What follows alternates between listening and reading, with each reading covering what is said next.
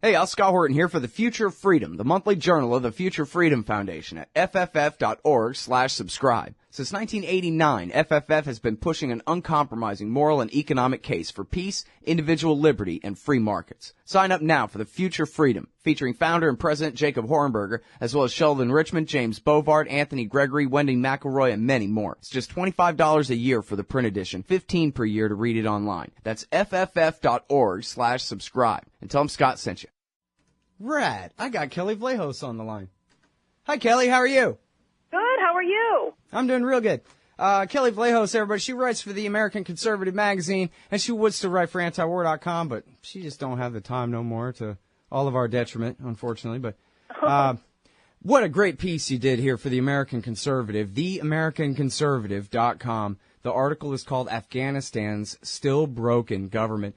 Thank you for caring enough to even pay attention to what is going on over there so that you can explain it to the rest of us, because everybody else packed up with the quote-unquote end of the war, or maybe 2-3 years ago.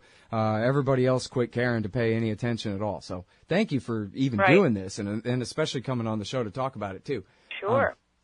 Okay, so the Kerry brokered Afghan power sharing agreement hasn't resolved any problems or appointed any ministers. So please remind us about this power sharing agreement, first of all. Yeah, sure. Okay. There was an election last year, 2014, to replace outgoing President Karzai. The first round found that Abdullah, who is the former finance minister of Afghanistan, and a Tajik, was in the lead, but he didn't have the 50% threshold to win outright. So a runoff took place. Now, most of his opponents were Pashtun. So what happened there was President, or now President, but Ashraf Ghani, who is a Western-style official. He had been within the Karzai government, but then left because he couldn't take the corruption and went to work for the World Bank. And so he's had a lot of experience outside of Afghanistan in terms of working on development plans at the UN and the World Bank, came back to run for office. He emerged as the front runner in the runoff. He, after the first tallies, came to light, turned out he was winning by like 56% to 43% for Abdullah, and had just about declared the winner when Abdullah cried fraud and said he would not accept the results. He was pretty much ready to rip apart the government at that point if there wasn't a audit, which is very understandable since these elections are typically riddled by fraud. During the Karzai years, every election there was rampant fraud.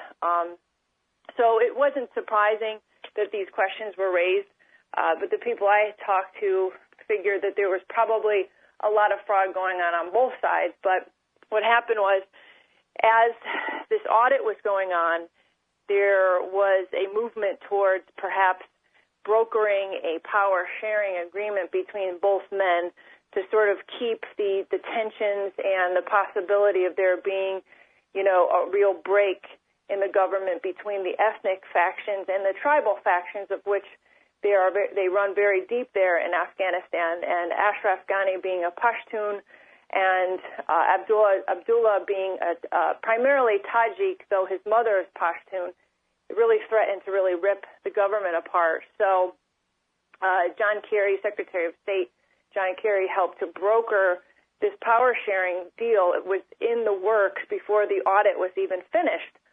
Well, by the end of the summer, the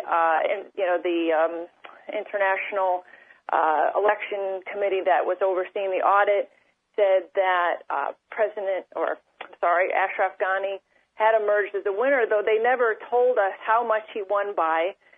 We never got the final tallies, but upon hearing this, or the announcement of his winning, they signed the power sharing agreement anyway. from what I understand, that it was heavily pushed by the U.S. government. So they signed this agreement, which was hailed as, progress, in which 25 of the ministries would be split evenly between the selection. Each man would be able to select, half of the ministries. Ashraf Ghani would be declared president, and Abdullah declared the CEO, which in effect is a prime minister's role. What has happened is that they haven't been able to agree on who gets which ministry and who fills them. In the meantime, Karzai's ministry all his ministry leaders have been dismissed. So there's really no working government in Afghanistan right now because these two men have not been able to come to any agreement. And, we have a government there already in Afghanistan, a history of rampant fraud, corruption, nepotism, patronage. It is a Byzantine government built not on merit and not on experience, but on tribal relationships and politics, and hand washing and all that. As you can imagine, Ghani has come in saying he wants to clean all that up, and from what I have heard and people I've talked to that have worked with him or know him or have interviewed him have said that he's pretty earnest about that, and coming from a more Western style sort of system and approach, I think he really does believe that he is the guy that can come in and clean up all of the mess that's been left over from the war and the Taliban and all of the stain of the corruption. But now that there is this power-sharing agreement in which you have Abdullah, who's really a kind of an overhang of the Karzai administration in respect that he was in the government since the fall of the Taliban in 9/11 and truly benefited from all of the aid and all of the infusion of Western dollars there. And, people I know that have worked with him, believe that he really enjoyed that role. I don't know how much, how much reform is going to take place when you have him fighting for his place and for his people, and Ghani fighting for his place and his people. And so it's become a sort of national joke that they don't have a cabinet yet. So, which doesn't bode well for bringing this country into the 21st century and keeping it safe from the Taliban, which is always at the door. Well, it's funny because it just sounds like you're describing American democracy, only without all the marble and flags and stuff for people to believe in. But just, yeah, exactly. Hey, this is the wheeling and dealing and how business is done. But obviously, America pays the entire bills for the entire state. There is no state in Afghanistan whatsoever without the American taxpayer. So the whole thing is pretty much fanciful. But as far as it goes anyway, did these guys even like each other at all? I mean, can they have a deal where at least, the two of them, and I guess you just answered this with the fact that they can't even put a cabinet together. Can they not sit down and go, oh, yeah, you know what, you can have this as long as my guys get that, and actually work something out like mobsters do sometimes? Well, I mean, if you read the accounts in like the New York Times, for example, you have their spokespeople are constantly saying, yes, we are sitting down, we are coming to a point where we can announce a cabinet. We are getting to the point where we're going to start announcing names, and then it never happens.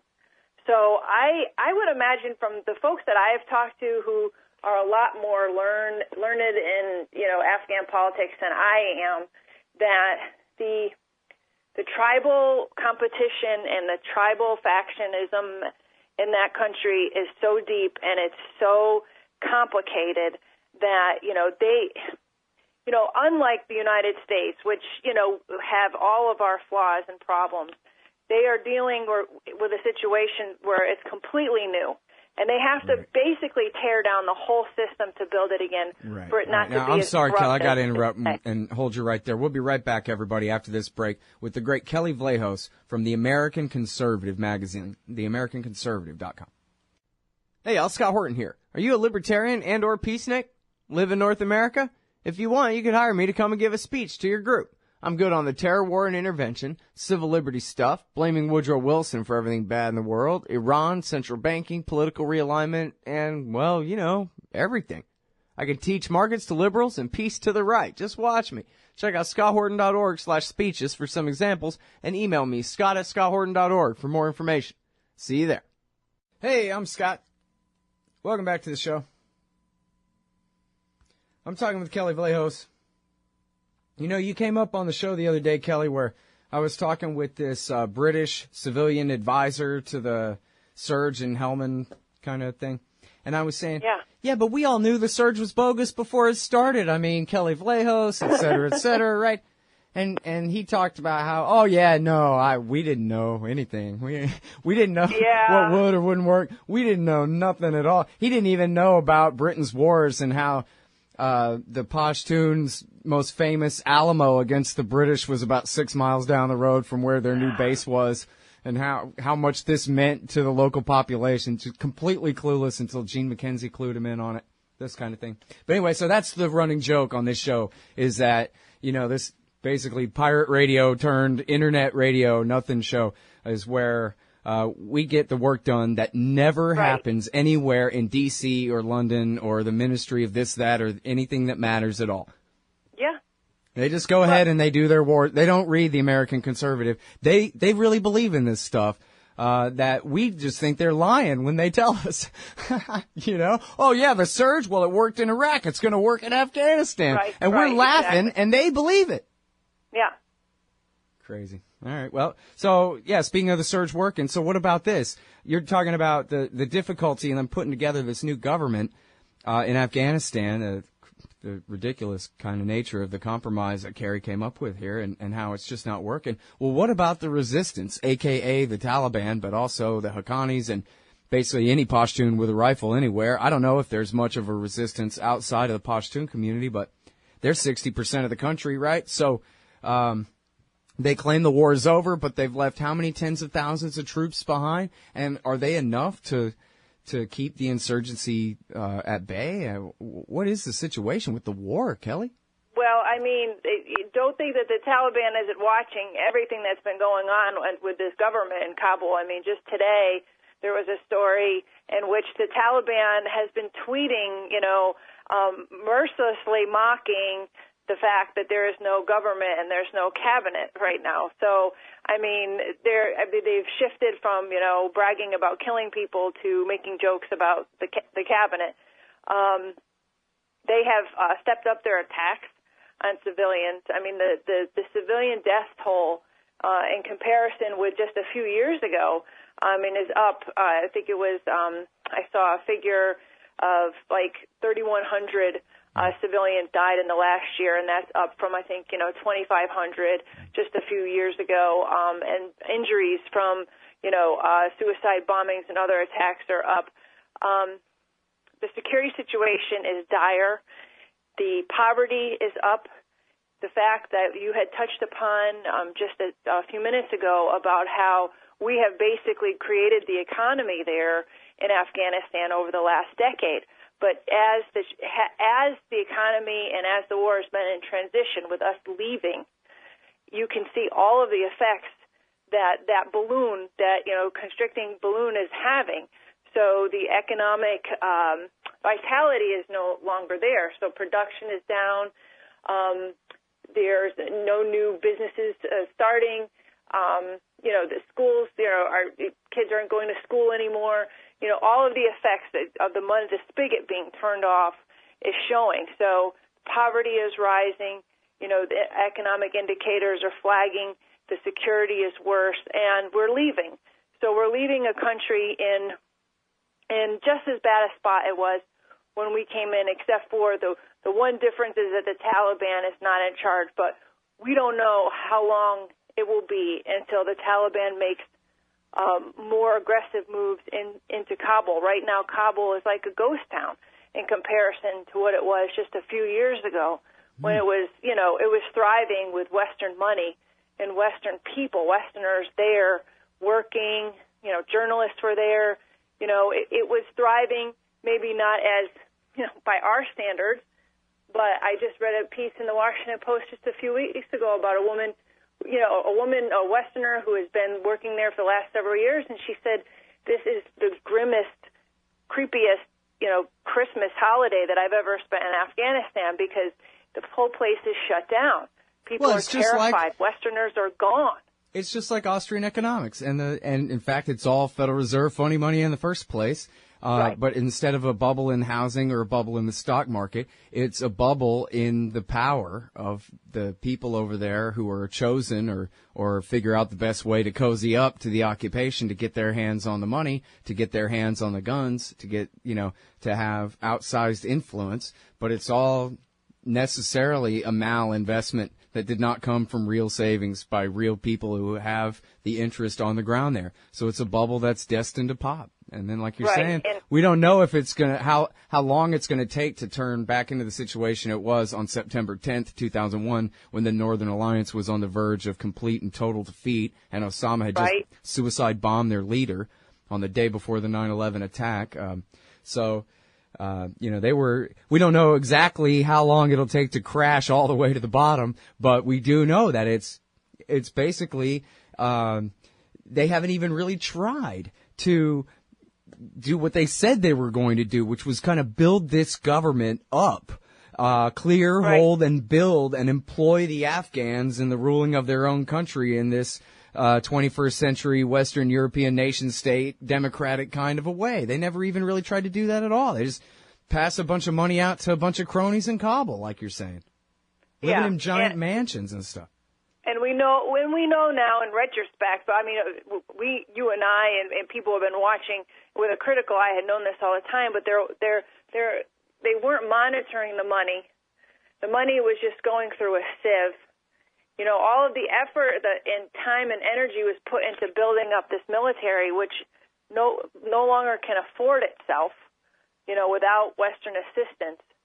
And like you said, the government was never built up outside of this corrupt structure that I had spoken of. So the money, like you said, it was just, you just throw a bunch of money at these people and it disappeared down a rabbit hole. And now all the Westerners are leaving, so you don't even have the conceit of there being Western trainers and people assisting and consulting. They're all gone. And so a lot of the projects that had been set up with our money are going to just fall down, sort of like, fritter away and become sort of like ghost-like structures like in Iraq when we built up a lot of things and then they couldn't sustain it after we left. And that's what's happening already in Afghanistan. We built up a lot and now we're leaving and they can't afford to keep these things up without outside assistance. All right, now, but so are we leaving? I mean, that's news to me if that's really true. I mean, obviously it's not 2010 anymore, but what is it?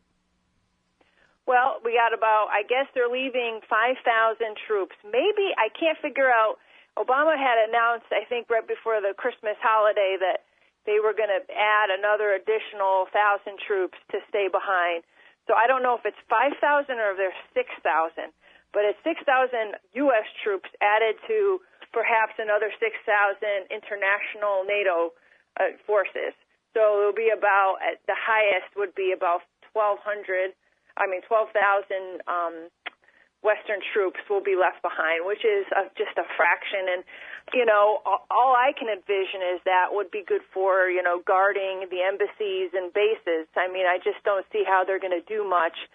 And they're supposed to train and, act as in an advisory role, but I really don't know how much real security that those Western troops are going to provide.